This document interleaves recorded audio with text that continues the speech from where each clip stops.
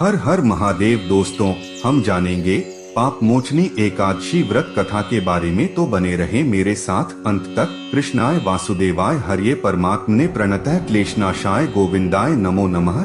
सबसे पहले जानते हैं इसके महत्व के बारे में, तो चलिए जानते हैं पाप मोचनी एकादशी का महत्व। दोस्तों, अर्जुन ने भगवान श्री कृष्ण से कहा, हे मधुसूदन, आपने फाल्गुन मास के शुक्ल पक्ष की एकादशी अर्थात आमल की एकादशी के बारे में विस्तार पूर्वक बतलाया। चैत्र माह के कृष्ण पक्ष में आने वाली एकादशी का क्या नाम है तथा उसकी विधि क्या है? कृपा करके आप मेरी बढ़ती हुई जिज्ञासा को शांत करें।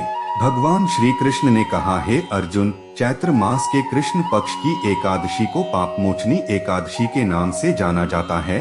एक बार की बात है, पृथ्वीपति राजा मांधाता ने लोमश ऋषि से यही प्रश्न किया था जो तुमने मुझसे किया है।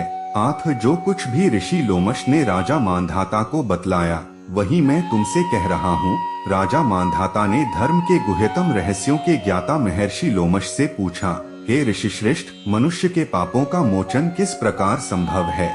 कृपा कर कोई ऐसा सरल उपाय बताएं जिससे सभी को सहज ही पापों से छुटकारा मिल जाए। तो चलिए जानते हैं पाप मोचनी एकादशी व्रत कथा के बारे में। महर्षि लोमश ने कहा, हे नृपति, चैत्र मास के कृष्ण पक्ष की एकादशी का नाम पाप मोचनी एकादशी है। उसके व्रत के प्रभाव से मनुष्यों के अनेक पाप नष्ट हो जाते हैं। मैं तुम्हें इस व्रत की कथा सुनाता हूँ, ध्यान पूर्वक श्रवण करो। प्राचीन समय में चैत्ररथ नामक एक वन था। उसमें अप्सराएं किन्नरों के साथ विहार किया करती थीं। वहाँ सदैव वसंत का मौसम रहता था, अर्थात उस जगह सदा नाना प्रकार के पुष्प खिले रहते थे। कभी गंधर्व कन्याएं विहार किया करती थीं, कभी देवेंद्र अन्य देवताओं के साथ क्रीड़ा किया करते थे।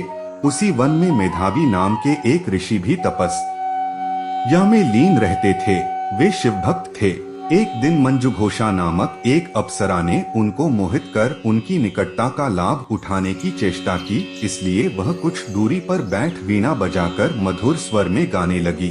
उसी समय शिव भक्त महर्षि मेधावी को कामदेव भी जीतने का प्रयास करने लगे। कामदेव ने उस सुंदर अप्सरा के भ्रू का धनुष बनाया, कटाक्ष को उसकी प्रत्यंचा बनाई और उसके नेत्रों को मंजुघोषा अप्सरा का सेनापति बनाया। इस तरह कामदेव अपने शत्रु भक्त को जीतने को तैयार हुआ। उस समय महर्षि मेधावी भी युवावस्था में थे और काफी हृष्ट पुष्ट थे। उन्होंने यज्ञोपवीत तथा दंड धारण कर रखा था। वे दूसरे कामदेव के समान प्रतीत हो रहे थे। उस मुनि को देखकर कामदेव के वश में हुई मंजुघोषा ने धीरे धीरे मधुर वाणी से वीणा पर गायन शुरू किया, तो महर्षि मेधावी भी मंजुघोषा के मधुर गाने पर तथा उसके सौंदर्य पर मोहित हो गए। वह अप्सरा मेधावी मुनि को कामदेव से पीड़ित जानकर उनसे आलिंगन करने लगी। महर्षि मेधावी उसके सौंदर्य पर मोहित होकर शिव रहस्य को भूल गए और काम के वशीभूत होकर उसके साथ रमण करने लगे। काम के वशीभूत होने के कारण मुनि को उस समय दिन रात का कुछ भी ज्ञान न रहा और काफी समय तक वे रमण करते रहे। तदुपरांत मंजुघोषा उस मुनि से बोली, हे ऋषिवर, अब मुझे बहुत समय हो गया है, अतः स्वर्ग जाने की आज्ञा दीजिए। अप्सरा की बात सुनकर ऋषि ने कहा, हे मोहिनी, संध्या को तो आई हो, प्रातःकाल होने पर चली जाना। ऋषि के ऐसे वचनों को सुनकर अप्सरा उनके साथ रमण करने लगी।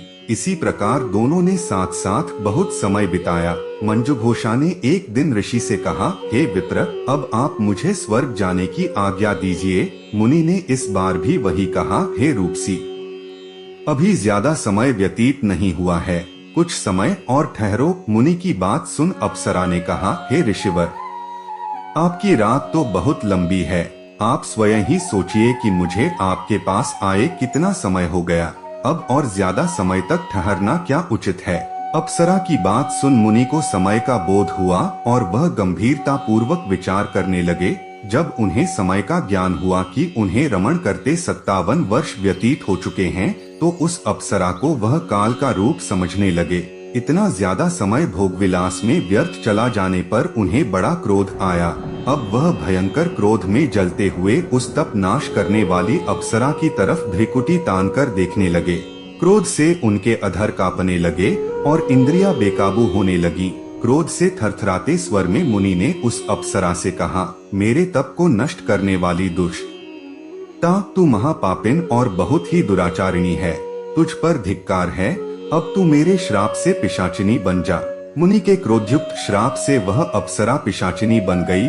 यह देख वह व्यथित होकर बोली, हे ऋषिवर, अब मुझ पर क्रोध त्याग कर प्रसन्न होइए और कृपा करके बताइए कि इस शाप का निवारण किस प्रकार होगा। विद्वानों ने कहा है, साधुओं की संगत अच्छा फल देने वाली होती है और आपके साथ तो मेरे बहुत वर्ष व्यतीत हुए हैं।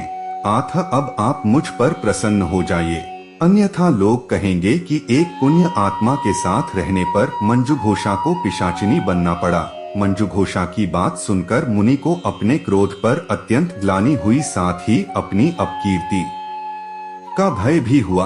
आथ पिशाचिनी बनी मंजुघोषा से मुनि ने कहा, तूने मेरा बड़ा बुरा किया है, किंतु फिर भी मैं तुझे इस श्राप से मुक्ति का उपाय बतलाता हूँ। चैत्र मास के कृष्ण पक्ष की जो एकादशी है उसका नाम पापमोचनी है। उस एकादशी का उपवास करने से तेरी पिशाचिनी की देह से मुक्ति हो जाएगी। ऐसा कहकर मुनि ने उसको व्रत का सब विधान समझा दिया। फिर अपने पापों का प्रायश्चित करने के लिए वे अपने पिता च्यवन ऋषि के पास गए।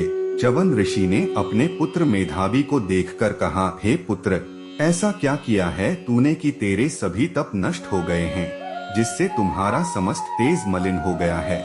मेधावी मुनि ने लज्जा से अपना सिर झुकाकर कहा, पिताश्री, मैंने एक अप्सरा से रमण करके बहुत बड़ा पाप किया है। इसी पाप के कारण संभवतः मेरा सारा तेज और मेरे तप नष्ट हो गए हैं। कृपा करके आप इस पाप से छूटने का उपाय बतलाइए। ऋषि ने कहा, हे पुत्र, तुम चैत्र माह के कृष्ण पक्ष की पापमोचनी एकादशी का विधि तथा भक्तिपूर्वक उपवास करो, इससे तुम्हारे सभी पाप नष्ट हो जाएंगे। अपने पिता च्यवन ऋषि के वचनों को सुनकर मेधावी मुनि ने पापमोचनी एकादशी का विधिपूर्वक व्रत किया। उसके प्रभाव से उनके सभी पाप नष्ट हो गए। मंजुघोषा अप्सरा भी पापमोचनी एकादशी का उपवास करने से पिशाचिनी की देह से छूट गई और पुनः अपना सुंदर रूप धारण कर स्वर्गलोक चली गई। लोमश मुनि ने कहा, हे राजन, इस पाप मोचनी एकादशी के प्रभाव से समस्त पाप नष्ट हो जाते हैं।